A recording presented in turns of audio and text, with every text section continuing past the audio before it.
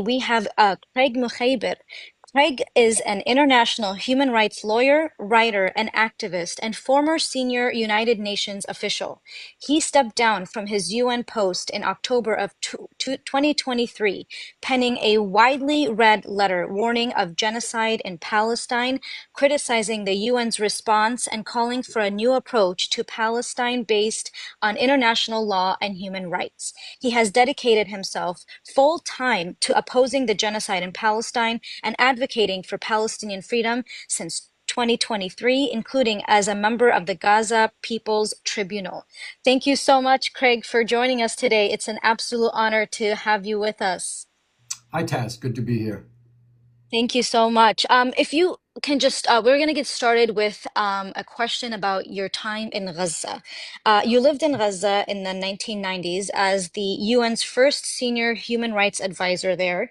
How did that experience influence your perspective on both the region's complexities and the UN's capabilities or limitations? And how detrimental was Israel's move to ban the UN agency UNRWA from operating in Gaza? Yeah, great questions. I mean, I've been involved in human rights in Palestine going back more than 40 years.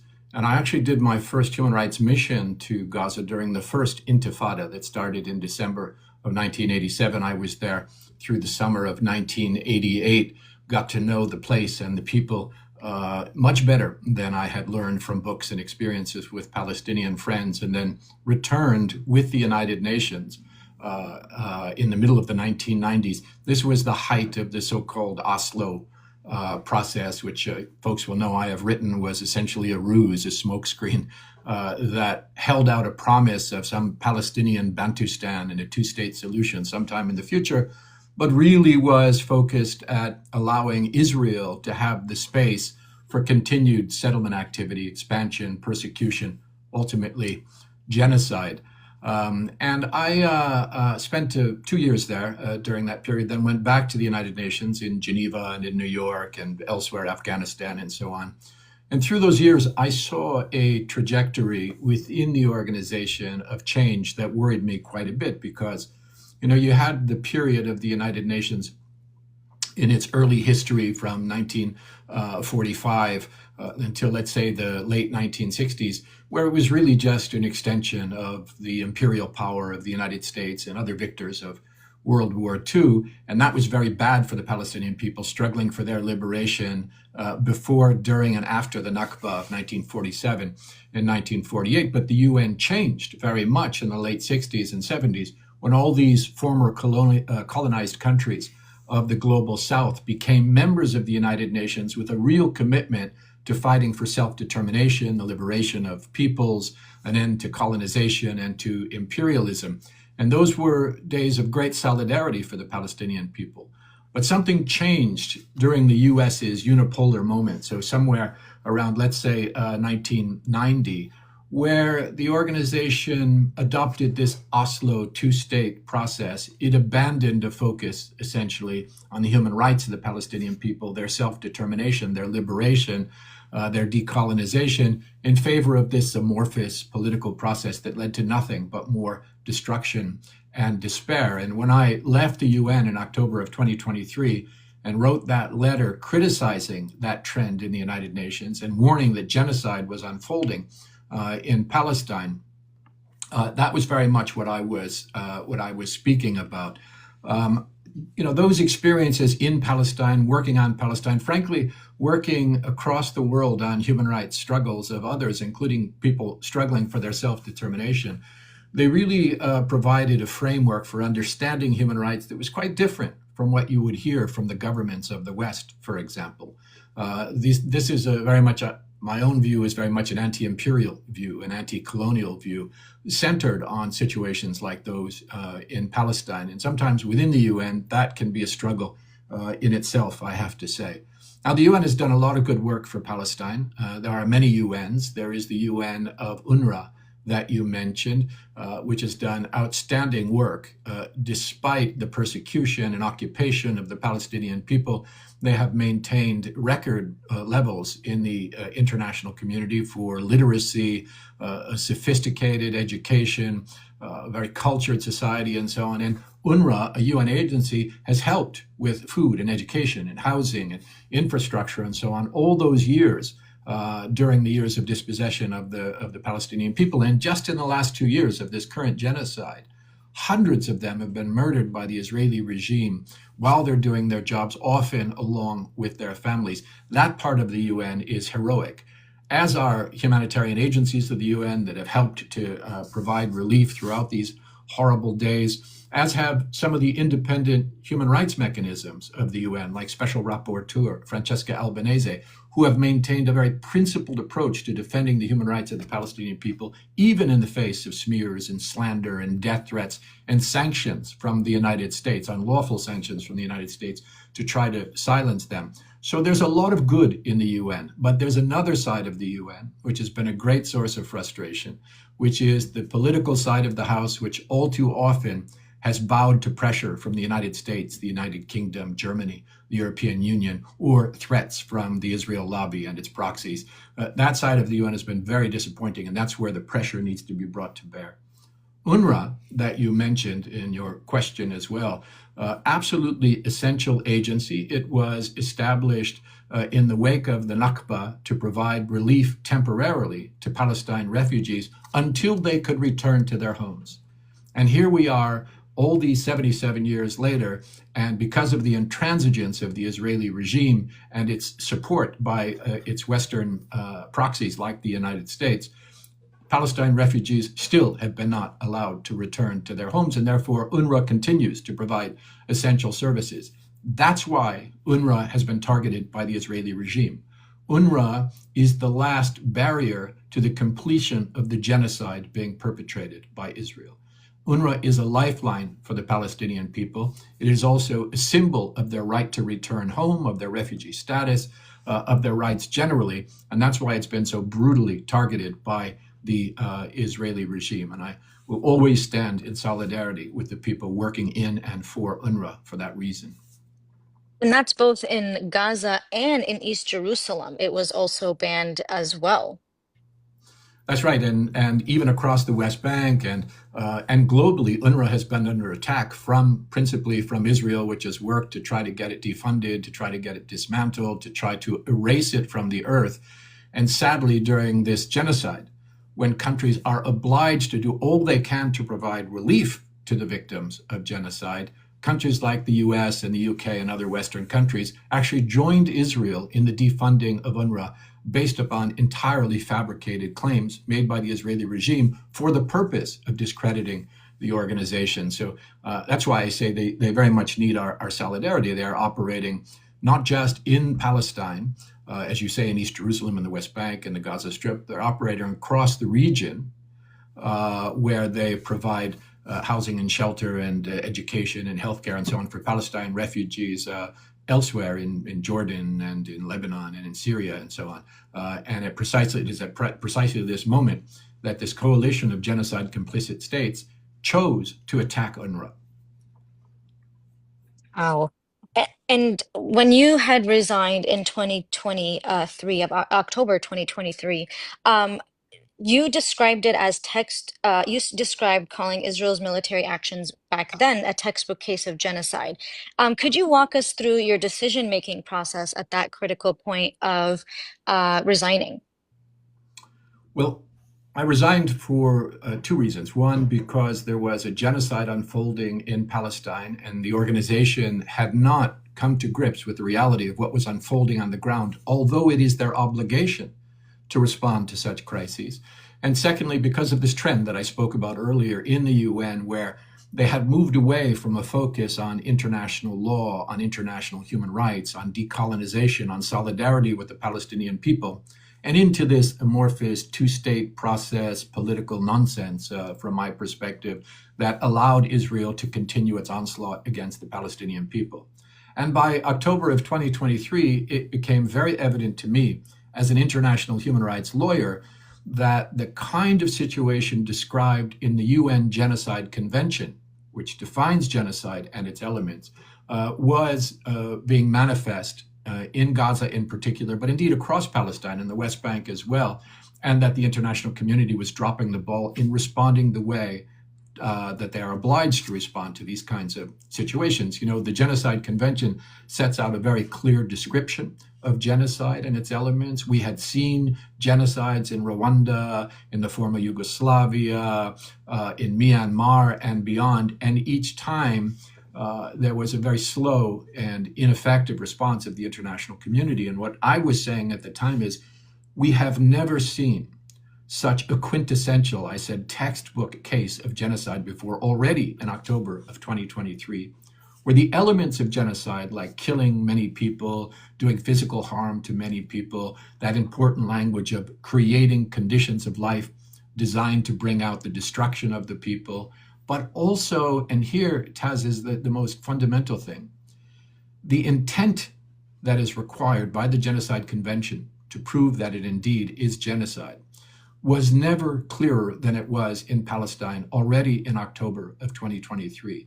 Because normally, I've said, if you want to identify a genocide, you have to dig through dusty government archives to find some memo that reveals the secret intent of genocide of the people who are perpetrating it. Or, you know, international law requires you to determine genocidal intent based upon behavior, that the outcome of the kinds of actions being taken by the perpetrator would suggest genocide. In this case, we didn't have to look for either of those, because for the first time that I'm aware of in my 40 plus years in the international human rights movement, you actually had the perpetrators, the Israeli perpetrators of genocide, declaring their genocidal intent out loud for all of the world to hear, because they had enjoyed 75 years of absolute impunity.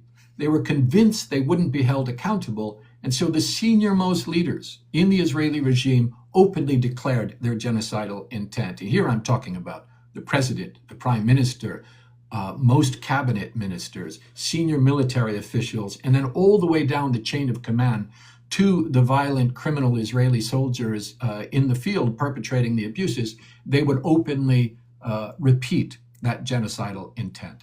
There has never been in history, since the adoption of the Genocide Convention in 1948, a clearer case of genocide being perpetrated, and yet the international community has largely stood idly by and has not intervened in the ways it is empowered to stop this genocide.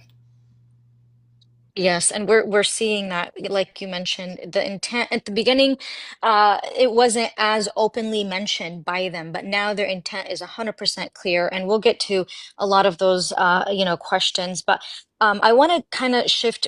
You've mentioned before that you have criticized both, the UN and the International Criminal Court for failing to act equitably. And do you see any signs of change in the UN, and what reforms are necessary for such institutions to regain credibility and effectiveness, in your opinion? Well, the institutions have not been completely inactive, right? So you mentioned the International Criminal Court. The International Criminal Court had a shameful history for most of its existence, especially when it comes to the Palestine file. They had been seized of the case in Palestine for decades, but they had slow walked it and had prevented any meaningful development year after year after year. Now, we know from revelations inside the court and beyond that the reason that was happening was not just the bias of particular judges and prosecutors, which certainly was a factor, but principally because they were being threatened by powerful governments, by the Israeli Mossad intelligence, by Western governments like the US and the UK, in order to silence them. So in that context, the fact that the prosecutor of the International Criminal Court eventually indicted Israel's leaders for crimes against humanity, including Netanyahu, the former defense minister Gallant, and the fact that we are aware that behind the scenes, other indictments are being prepared or have been prepared for other Israeli leaders. That's really remarkable because they are operating under US sanctions. And those sanctions are not symbolic. I mean, they can't even access their bank accounts or send a personal email because those things have been taken away from them. They have lost the cooperation of key actors in non-governmental organizations and lawyers and others, because if they engage with the International Criminal Court, they are at risk of criminal sanctions, millions of dollars in fines and long-term imprisonment by the United States government for breaking those sanctions. And despite that, we can now say that Israel's leaders are indicted for war crimes and crimes against humanity. And so it is with the International Court of Justice that despite the pressure that it has received, we can now say that Israel is on trial for genocide in the International Court of Justice, the highest international court. That's very different from the situation of absolute impunity that Israel enjoyed just 2 years ago. So that is important. But it is not good enough. We know, for example, that the International Court of Justice, the World Court, has been corrupted by one judge in particular by the name of Julia Sebutinde, who is the vice president of the court, and for a time during this genocide served as the acting president of the court. And she has publicly revealed that as a Christian Zionist, she believes that her job on the court is to protect Israel. And that explains her absolutely outrageous decisions in the genocide case, when the provisional measures were being discussed, where she voted alone on a number of findings and wrote some dissents that really raised eyebrows because of their ignorance of international law and their repetition of the talking points of Israel proxies and Israel lobby groups and the Israeli government, roundly dismissed with outrage from legal followers of the court. And now we know why that appeared. And indeed, she voted alone. Even the Israeli ad hoc judge on the court supported the majority on a number of decisions, while Julia Sebutinde did not. She has to be removed for the legitimacy, the credibility of the court, and for the fairness of the genocide case that is now being decided inside the International Court of Justice. Other institutions like the UN, they have powers that they have not used. We're all aware of the Security Council and the fact that it has been frozen by a veto from the United States and from shenanigans by the British and French permanent members of the Council as well. And that is certainly true. Every effort to do something has been blocked by the US in the Security Council. But it's too easy for the other countries of the world to just throw up their arms and say, oh, well, we tried, but the US vetoed it. Because they have other options, like what we've been talking about in recent days, the Uniting for Peace resolution in the General Assembly that would allow the UN in the GA, where there is no veto, where every country has one vote, to actually take action to intervene in this genocide. Yes, and since you mentioned that UN resolution, because it is coming up, the 1 year deadline set by the General Assembly for Israel to complete or comply with the International Court of Justice rulings expires on September 18th. Could you speak on that new resolution and elaborate and what it means and what you expect to happen on September 18th? Yeah, so a year ago in September, the General Assembly of the United Nations adopted by a supermajority of more than 2/3, virtually the whole world, in fact, voted for this, except for the US, a few of its Pacific dependencies in Israel. They voted on a resolution that was historic because it was very concrete. That resolution took all of the findings of the International Court of Justice, both in its opinion that found that the Israeli regime's occupation of the West Bank, Gaza Strip, East Jerusalem is entirely unlawful, must end immediately. Every soldier, every settler, every settlement, every Israeli bicycle has to be removed from the occupied Palestinian territories immediately. And from the provisional orders of the International Court of Justice in the genocide case, ordering them to back off from Gaza, that if it had not fully implemented all of those calls within 1 year, which, as you say, is roughly the 18th of September, then the General Assembly has said that further measures will be adopted. And what we've been saying is there are specific concrete measures that could help to make a difference. One would be to withdraw the General Assembly credentials of Israel. It's outrageous that Israel, that is murdering UN staff, destroying UN compounds, attacking UN convoys, smearing and slandering the United Nations, PNGing the Secretary General of the UN. It's outrageous that Israel still has the credentials to walk around the halls of the UN and work to violate the human rights, not only of the Palestinian people, of people across the region of Western Asia, but also of UN staff and UN personnel. So we've said one thing they could do is withdraw those credentials to further isolate the Israeli regime, as was done with apartheid South Africa. We've said that the next resolution could have more concrete language about sanctions, economic sanctions, cultural sanctions, diplomatic sanctions. It could have more specific language about a military embargo, so no weapons or ammunition or technology would be provided to the Israeli regime in this case. We've said that they could reactivate the anti-apartheid mechanisms of the UN that were so helpful in the struggle against apartheid in South Africa and direct them at Israeli apartheid as well.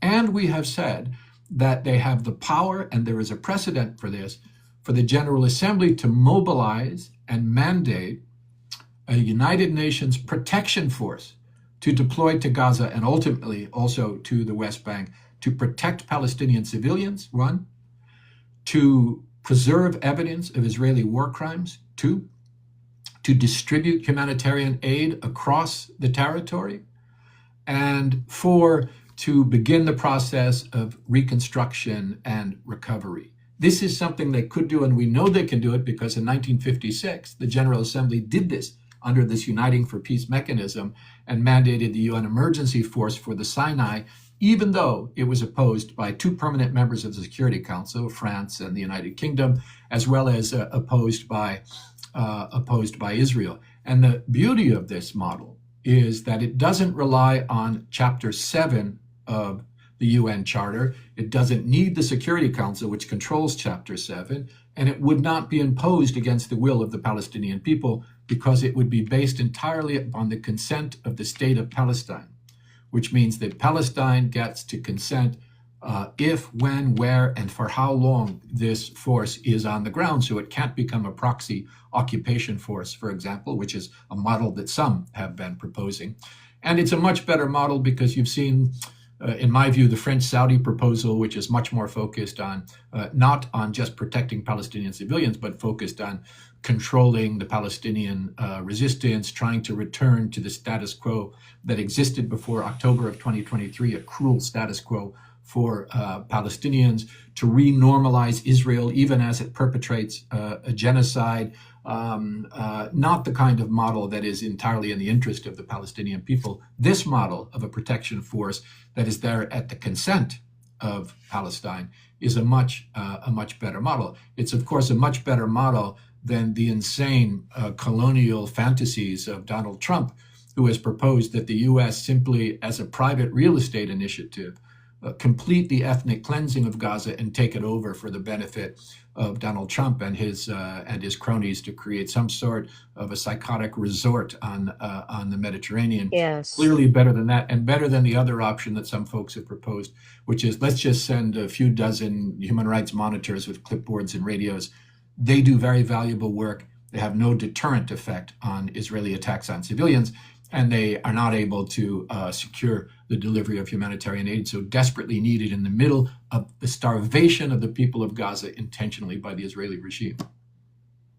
Yeah, and I'll get to that. I actually had a question about this new Gaza Riviera that Donald Trump is imposing. But real quick about this UN new resolution right now. We need every single person that is in this live right now listening to go into the link tree that I have and click on Lifeline for Palestine and register for the webinar. There's two webinars, and I believe, Craig, you're going to be in both, or is it just the first webinar that you're going to be a part of? I'll be at both, yeah. Oh, you'll be at both. Okay. Go to the link in my bio, click on the link tree. And the first one is Lifeline for Palestine. There's two webinars. This is how you can be part of this UN resolution. We need international recognition and push for this. So please, please, every single person, go and click on that webinar link and register. We need and share it. Share it to every single person that you know so that they can listen. There is powerful speakers. Craig is part of this. So please make sure you guys tune in and join. Now, when you were mentioning about Donald Trump, we've seen this new post-war plan of Gaza Riviera. which envisions this U.S. administered trusteeship, mass relocation of Palestinians with financial incentives. They say it's about $5,000 per person, and redevelopment into a high-tech resort and smart city zone. Now, given your expertise in international human rights law and your strong criticism of UN inaction, how would you assess the legal, ethical, and moral dimensions of this proposal? What frameworks, if any, could legitimize or utterly delegitimize such a plan under international law? There is no possible legitimacy of any kind that could be connected to this bizarre fantasy of Donald Trump and his minions, among them his son-in-law, as well as Tony Blair, who apparently has been dug up from the crypt and dusted off to try to participate in this. This is an open declaration of a crime against humanity being declared by the President of the United States. It is a hearkening back to a 19th century model of colonialism that was practiced by King Leopold of Belgium, who declared that he was making the Congo his personal property. And as we all know, would then perpetrate mass atrocities against the people of the Congo as he stripped it of its natural wealth and resources. This is a crime under international law. It is a crime under the UN Charter, under international humanitarian law, under international criminal law. It is a gross violation of many provisions of international human rights law. It is a moral outrage. It demonstrates a couple of things about which we should be very concerned. One is, it is a clear indication of the serious deterioration of the mental health of the President of the United States that he would say something like this out loud. But it is also an expression of the impunity that has been afforded to the U.S., to Israel, and to its U.S. co-perpetrator. This is the way people speak when they think that there is no force on earth that can hold them accountable. And I'm here to say that there is a force that can hold them accountable, and that's us. Throughout this genocide, what we have seen is, the inaction of international institutions, the complicity of governments across the West and across the Western Asia region, I have to say, and the inaction of far too many other governments. And the reason that you hear a tone these days, a shift in the tone, is because people across the world, across borders, across continents, are overwhelmingly on the side of Palestine, on the side of the Palestinian people, on the side of an end to Israeli and American impunity in this case, on the side of accountability for perpetrators, redress for victims, protection for the vulnerable. That's what the people of the world are saying. And even though so many countries around the world acting on behalf of this one oppressive foreign regime called Israel have violated the rights of their own people, have attacked students simply protesting a genocide on their campus, have deployed police forces to brutalize and arrest those who are dissenting to this genocide, who have fired people, who have deported people, who have smeared and slandered people, who have imposed sanctions on people, that these governments do not have the support of their own people and the people of the world. So there is a power here. It is the power of the people. We're hoping that the power of the voices of all of these principled folks around the world are going to stand up and demand that the General Assembly now, by this deadline of the 18th of September, do the right thing, that every state will have to vote in the glare of publicity, either for protection for a people confronting genocide or against their protection. They can't hide behind the US veto. They can't slither away and create some watered down resolution that provides no real protection. This is an obligation under international law. It's an obligation under the Geneva Conventions that require that states not just respect those conventions themselves, but that they ensure respect by other high contracting parties, by other states. It's an obligation under the Genocide Convention that most countries have ratified. It's an obligation under the UN Charter, and our job is to shine the light on them that prevents them from anymore, for not another day, avoiding the obligations that they have to stand up against this. This is the insanity of the Trump administration, but it is a declaration that they recognize the amount of impunity that's been afforded to them and to the Israeli colonial project as well. And, things are changing far too slow for those who have been massacred in Palestine and elsewhere around the world. But they are changing. People are standing up. They are peeling back the wall of propaganda that's been built up by media corporations in the West in particular. They are recognizing that although the overwhelming majorities in every country are supporting Palestine, that their governments continue to act, to arm, and to fund this violent racist regime of Israel against the will of their own people in these countries around the world. People see that. They realize these governments are not representing them. And that's why you see the global movement growing with every passing day. Yes, I agree with you. I do feel like you mentioned there is change, but it's very slow change. And I feel like we can do so much more to stop this. And as we're witnessing right now, Israel is doubling down on their airstrikes and doubling down um, on this ethnic cleansing of the Palestinian people in Gaza. So the change needs to happen now before tomorrow. I do have a few more questions, but I do want to give a chance for some of our panelists to ask some. So if we do have time, I'll go back and ask one more, but just for the time, I know we're kind of running on about 20 minutes now. So I'll start with Linda. Go ahead, Linda. Can you hear me? Yes. Okay. Hi, Craig. It's a pleasure to meet you. So my question is as follows. Just a few days ago, the United States blocked Mahmoud Abbas and 80 other Palestinian officials from attending the UN General Assembly. How do you assess the U.S. decision to revoke their visas, especially in light of the 1947 UN Headquarters Agreement, which obliges host states to admit representatives invited by the UN? How significant is this action for the future of diplomatic protocol and UN legitimacy? It's very significant. The so-called headquarters agreement that you mentioned, Linda, between the United States and the United Nations is a treaty. It is binding law. It imposes obligations on the United States to respect the terms of that agreement. And it is not for the first time violating that agreement. In doing so, it is also violating another treaty called the Convention on the Privileges and Immunities of the United Nations. And it's making a diplomatic fool of itself, if I may say. This is the sort of thing. The U.S. is spending whatever political capital it has, as I say, on behalf of this oppressive foreign regime over and over again. And this one is very, very costly. But, Linda, this was done once before by the United States in 1988 when the U.S. blocked the entry of Yasser Arafat, who was then the head of the PLO and the head of the Palestinian delegation. And there we saw an expression of solidarity, which was really remarkable. The entire UN agreed to move the UN General Assembly out of New York and to take it to Geneva, Switzerland. And it met, and Yasser Arafat appeared at the podium and delivered his statement on behalf of Palestine.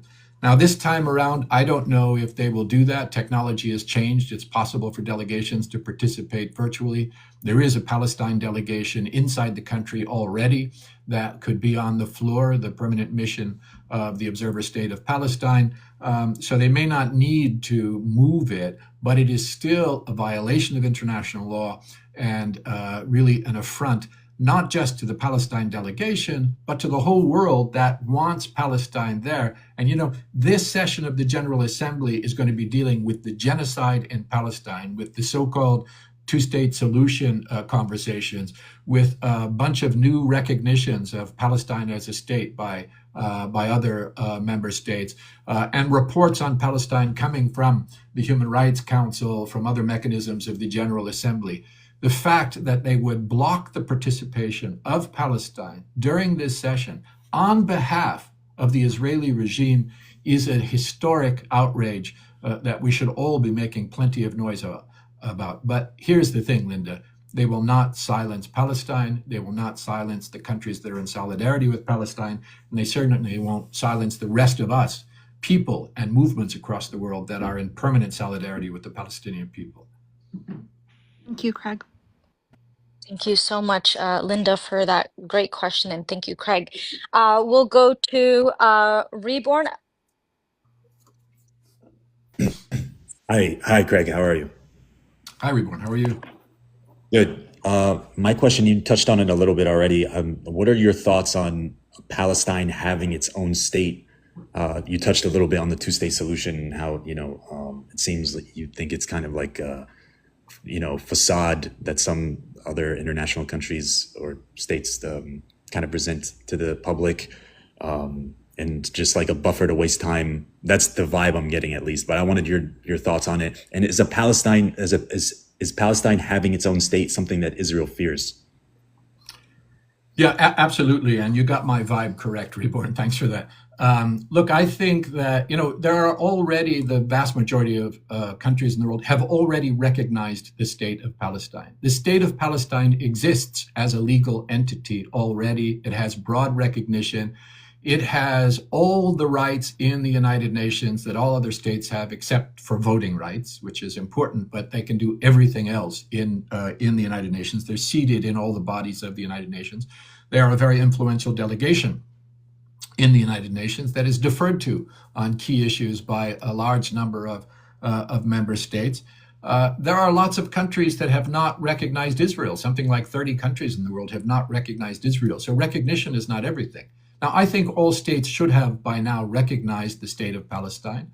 More and more states are doing so. A number of new ones, maybe as many as 10, will be recognizing the state of Palestine during the next session of the General Assembly, notably a number of Western states that have failed to recognize the state of Palestine. So it is important. It brings certain rights to Palestine that it wouldn't otherwise have. It helps to silence those who try to erase Palestine, which is the central mission of Zionism, is to erase Palestine. So it's important, and we should all embrace it, and we should all encourage the small number of member states, by the way, essentially almost all Western states, that have not yet done so. That will happen. More and more states will recognize Palestine. I mean, if you follow UN voting, you will know that Israel and the US are extremely isolated. They vote alone with a few Pacific Island dependencies of the US, and occasional far-right regimes will vote along with them. But for the most part, the whole world is lined up against the US and Israel on these diplomatic initiatives. But what I'm saying is that, so let's do that. That strengthens the hand of Palestine. But this so-called two-state solution proposal has a lot of problems. One is it is a distraction from ending the genocide in Palestine that is raging today. It is a distraction from the freedom and rights of the Palestinian people. The two-state solution, as proposed in Oslo and beyond, it has been essentially about a small Bantustan for the Palestinian people in a tiny fragment of historic Palestine, and a continuation of the racist ideology and apartheid of Zionism inside what is now called Israel. That is not something that gets to the root causes. What I said in my letter in October of 2023 and throughout my life is that what we want is freedom for the Palestinian people across all of historic Palestine, not in little categories thereof, that we believe in a vision where you don't have an ethno-supremacist state alongside a Palestinian Bantustan, but where you have equal rights for Christians, Muslims, Jews, and full Palestinian freedom, the right of return of Palestinians to any part in historic Palestine from which they came, full reparations, and their full rights restored. That the question is, it one state? Is it two states? Is it 10 states? That is a distraction. What we want is Palestinian freedom, Palestinian reparations, Palestinian return, Palestinian rights. Palestinians are human beings, equal to other human beings. They have a right to have their rights restored, and they are not obliged, as the International Court of Justice has affirmed, they are not obliged to negotiate for their rights with their oppressor. Those rights are inalienable. They belong to the Palestinian people. And this two-state ruse is not something that is going to deliver on those things. We're demanding Palestinian freedom. Wow, absolutely. Thank you so much, Reborn, for that question. Thank you. Thanks, We'll Reborn. go to JBS. Thanks, Taz. Craig, nice to meet you. I saw an interview with you about a couple of years ago when you resigned, and I hate to look back in the rearview mirror, but you saw something 2 years ago when you resigned that most folks didn't see across the globe.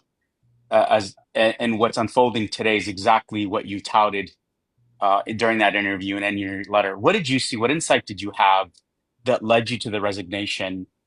And that what we all see today, because obviously a lot of the global, a lot of the Western governments, a lot of the world didn't see that, but you saw it coming, and tragically, it continues to today. And I'm talking Well, about the genocide that's happening. yeah. Thanks, JBS, for that question. I mean, a couple of things I can say about that. One is, thank goodness we've reached now a global consensus where international lawyers, genocide scholars, associations, institutions, major international human rights organizations, Palestinian human rights organizations, even Israeli human rights organizations, UN mechanisms. There is now a global consensus that what we're witnessing is a genocide in Palestine. So the debate is over, except for the usual Israeli Hasbara trolls and so on. The rest of the world has recognized this, and this is despite the effort of Western media corporations to try to hide it. But for anybody who was looking at the time in October of 2023, it was already obvious. As I said, my job as an international human rights lawyer is to look at the law, look at the facts, and see how they match up. And it was already clear in October of 2023 that the required intent for genocide and the required actions for genocide were already manifest in Palestine, especially at that time in Gaza, but that they had already started in the West Bank. And here's a central piece here, why it was so clear to me. The genocide did not start in October of 2023. Genocide is not an incident. It doesn't just suddenly pop up. As genocide scholars will tell you, there is a long evolution of events and intentions and preparations that are necessary for genocide. And we had, 3/4 of a century since the original Nakba of 1947 and 1948, and even beyond, with the Zionist movement and invasion of Palestine, to see that there was a very powerful force that was dedicated to coming to Palestine, replacing, displacing, erasing the indigenous Palestinian people with another group. And that the method for doing this was going to be direct violence perpetrated against the Palestinians as a group, and creating conditions of life designed to bring about their destruction. That's language right out of the Genocide Convention. And anyone who was following the situation saw that this incremental genocide had been going on for decades and decades. A real upsurge in accelerated genocide in the late 1940s, and then incremental genocide for decades, erasing the Palestinian people, trying to destroy them as a group, even denying that they exist. I mean, that level of racism. And by January, in fact, by early in 2023, when a new openly fascist Kahanist government took over in Israel, they made very clear from the beginning what their intent was, and they began to implement that first in the West Bank, where we had seen full-blown pogroms against Palestinian villages already by the springtime. There had been several of these in 2023. All sorts of violations taking place, a tightening of the stranglehold on Gaza, racist violence from the river to the sea, as they see, by the state, and with the participation of Zionist settlers also on the West Bank. And so it was already clear. And indeed, I got in trouble with the UN in the springtime because I was speaking out publicly about the violations that were taking place and raising the specter of genocide even then, to try to ring the alarm bell. By the way, I had spent 32 years in the UN. I had spoken publicly about human rights violations in dozens of countries all around the world. That was my job as a senior human rights official in the United Nations, and I was never, ever silenced. But what happened in the spring of 2023 is that for raising that alarm bell, I was told by senior officials in the organization to be quiet, because they didn't want to feel the pressure from Western states and from the Israel lobby and others. And I refused to do that. And that, of course, the situation got worse and worse. And by October of 2023, anyone who cared, at least who understood what genocide was would have, should have, and many did, recognize that genocide was unfolding in Palestine and that we needed to mobilize all of the mechanisms that existed, national and international, to respond to this. That did not happen, and the result is the horror that we're witnessing today. I appreciate that. It's some great call outs there. I actually circulated your video at the time and it got shadow banned because they didn't want to hear the truth. Thank you for sharing. I appreciate your responses. Very thoughtful. And Taz, thanks for having me up. If you want to drop me so you can give my box to someone else. Uh, appreciate the voice as Thank you always, so Craig. much. Taz, appreciate you Do bringing you these want great to guests talk on. before Th- Very saying hi informative. Thank to you. me, Thank you DBS? so much. Saddah, Thank you so اوكي much, خلاص I JBS. am I you're appreciate welcome. your Saddah, حبيبي, question. يلا إن شاء الله بخير نشوفك. يلا, bye bye. Thank you. So our next question is from Sirdah. He's actually on the ground in Gaza. So he wanted to ask you a question. Go ahead, brother Sirdah.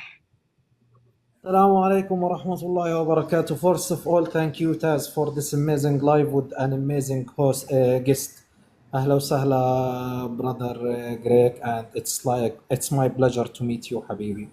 So from the ground, from our view in the ground in Gaza, one of the most harmful thing it have been done from the international organization in general and the UNRWA and the UN organization in Gaza specific, when all of this organization, if you can remember that, when all of this organization, they follow the occupation order in October 2023 and they left the north to the south, and they left more than in that day more than 700,000 people in the north of Gaza, and that number have been decreased to 400,000 people for more than 1 year, without food, without water, without service, without medical service, without hospital, without anything. Even the scene itself, when we saw all the vehicle which related to the international organization moving in Al-Rashid Street and lifting us alone, it was a very harmful things for the people in the north of Gaza. From your view, from your understand for that movement, like did they have a right to do that? I think they should stay in any area which is still any person in that area, and they give the protection for that person. But when they let like more than 700,000 in that area and they just left and they let all the responsibility which in them and go just like run, excuse me for using this, how you are reading this? It's this like consider like complicit with them with the occupation, or just like they are trying to be nice for following the order, or how you are reading this, and did they have a right to do that, or that was a mistake from them? Thank you very much, bro. Thank you, Sirdah, very much for that very important question. You know, what you point to there is important because it also demonstrates the strategy of the Israeli regime in perpetrating its genocide in Gaza has always been to try to push people from the north down to the south.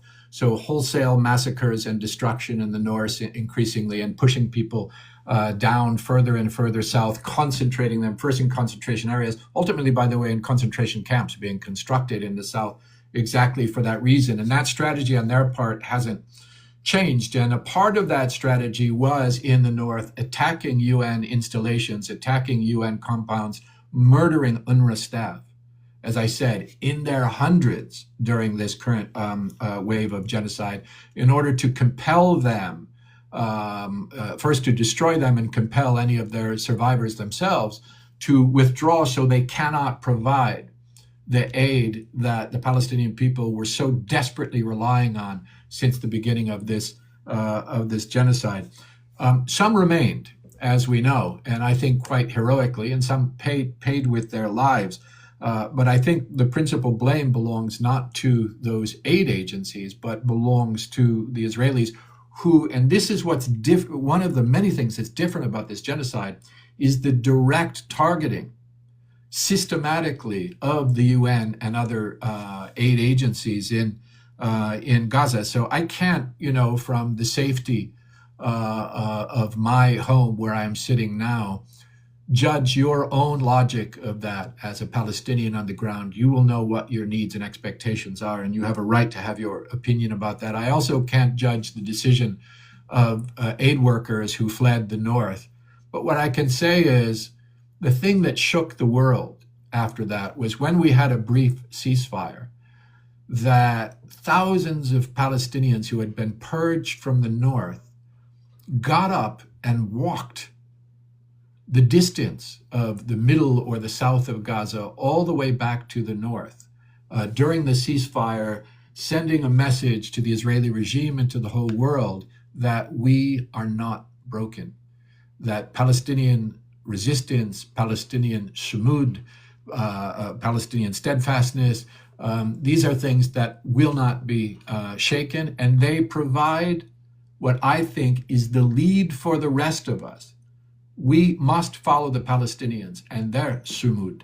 And I think a lot of people around the world are doing so. And I can also tell you, Sirda, that there are people across UN agencies, international organizations that are, in the midst of their own intifada inside the UN, demanding that the UN stand with the people of Palestine more firmly than it has done so far. And the north of Gaza is a part of Gaza. All of Gaza is a part of Palestine.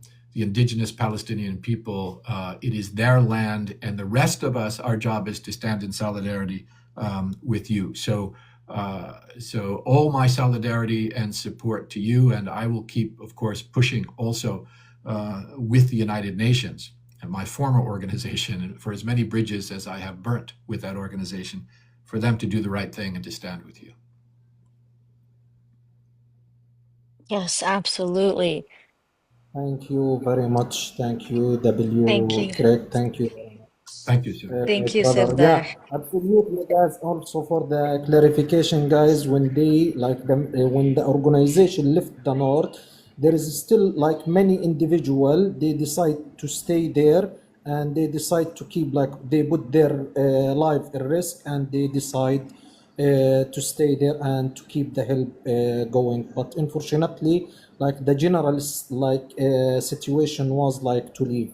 The general order was to leave. Yeah. Thank you very Thank much. you, Sirda. Thank you. You can drop me now. Thank you, Sirda. Hopefully we have room for one or two questions. I know we're just about the 1 hour mark. Our next question is from Sergeant Estridge, who you may have seen his viral video where he is now deemed a threat to international security because he posted anti-Israel posts. Welcome, Sergeant Estridge. The floor is yours for a question. Hello, I just had a real quick question about with the U.S. denying visas to the Palestinian people and with their continued support for the illegal occupation of Palestine, what are your thoughts on moving the UN from New York to Canada so the U.S. doesn't have as much influence as they currently do on the UN and other member states? Well, I've posted about this. Thanks for that great question. The UN in New York, where the headquarters are, where it's been since the 1940s, the US imposes exorbitant costs on the UN there, financial costs. It harasses the UN. It is the biggest scofflaw in the UN in terms of failing to pay its dues on time, or sometimes even failing to pay its dues in full. It violates the headquarters agreement, as we've just seen, by trying to ban the Palestine delegation from participating, as is their right. It is extremely unfriendly as a host country. It even distributes propaganda that I think puts UN delegates and UN staff at risk, as it badmouths the UN to its own public. So I think beyond a shadow of a doubt, the UN should leave the United States and its headquarters agreement and relocate. I don't know if Canada is the answer. Canada has its own sins to answer for in terms of its foreign policy and its attitudes toward the UN, toward Palestine, towards other key issues at the UN over recent years. But that would be one option. There would be options in Europe. But there is another very attractive proposal, which is to move the UN somewhere to the global south, to a place that has the infrastructure to absorb it. The UN brings massive economic benefits to its host city and its host country. It brings billions of dollars in revenues into the place that hosts it. Why are we bringing that money into a place that despises and obstructs it? It should go someplace that would benefit from those revenues. And there are lots of options across the globe. Canada, maybe. I've heard proposals from Montreal that a lot of folks have been pushing lately. But could well be elsewhere in Europe, or I find very attractive the idea of moving it to the global south. But it's time for the UN to move. Thank you for Yes, that. thank you so much for that question. Well, are you okay with one more question before wrapping it up? Sure, let's do one more. I'd Okay, stay go longer, ahead. but I have another I engagement. know. I Started know, two but minutes ago, hopefully, but that's okay. again, for everyone that is here, please go to my bio and click on the link tree. The first link, Lifeline for Palestine. Craig will be speaking at both webinars amongst many other powerful speakers, such as Imam Amr Sulaiman, Roger Waters, Suzanne Abul Hawa, and many others. And this is about the new UN resolution that can stop immediately the genocide in Gaza. So please make sure to share that webinar, and we need as many people to tune in and participate as possible. Okay, one more question. We'll go to April. Hey Craig, I hope you're doing well. I wanted to ask specifically, I don't know if you've probably been asked this already, but the UN could do a multitude of different things. I was going to ask, do you think that an approach with the peacekeepers, sanctions, how do you think that they should approach Israel when most of everybody has condemned it as a genocide? Yeah, it's a good place to finish it. I mentioned some of this in one of the original questions, but there are things that the UN, through the General Assembly, could do where there is no US veto, and it must be compelled to do so by this deadline of the 18th of September. And what I have said is economic, diplomatic, sports, cultural boycotts, absolutely, and sanctions was what I had mentioned before. So the General Assembly can't enforce sanctions because only the Security Council has enforcement, but it can call those sanctions, it can make them multilateral sanctions, it can monitor those sanctions, it can expand those sanctions. That was so important in defeating apartheid South Africa. It's important now, and it's time for the GA to ratchet up the language that it adopted a year ago in its resolution and to push for sanctions. A military embargo, similarly, cutting off all support to the Israeli regime's military. It could declare that in this resolution as well. The withdrawal of Israel's credentials in the UNGA, as was done with apartheid South Africa, to further isolate the regime and bring pressure to save lives there as well. The establishment of an accountability mechanism like a criminal tribunal.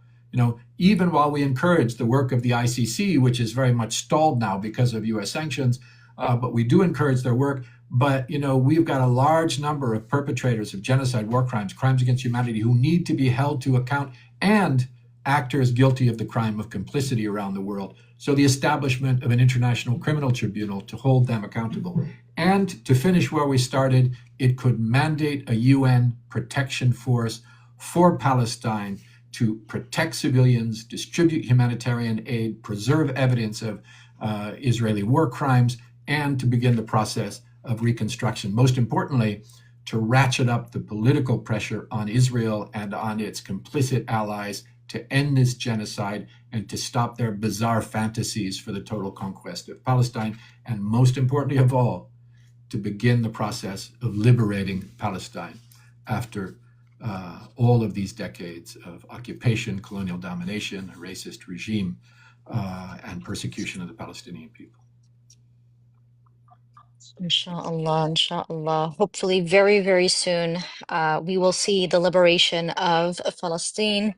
And it takes effort, like you mentioned.